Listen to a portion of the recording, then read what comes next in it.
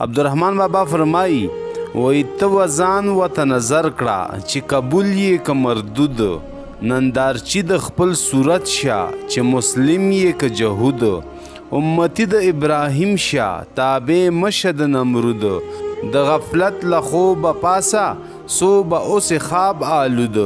مقید او مشغول اوسه په دعا او په درود. عبدالرحمن بابا فرمایي وی ته له خپل عمل ته سوچ وکړه چې ستا عمل څنګه دی، د قبول عمل دی یعنی د الله تعالی د خوښ خلکو عمل دی او که نه چې الله تعالی کم خلک رټلی دي ته هغې عمل دی، یعنی نیک عملونه کې او که خراب عملونه کې لږ ځان ته فکر وکړه او بل د دې نه علاوه خپل عادتونو خپل اخلاقو خپل شکل صورت ته هم وګوره چې دا د مسلمانانو دی او که نه ته د یهودیانو په کارونو باندې سري.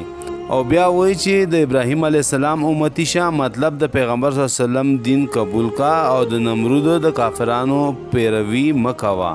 تر څو به دنیا کې په غفلت باندې ژوند تیرې پاسه او خپل ځان په عبادت په دعا او په درود باندې د خلکو په خدمت باندې شروع کا.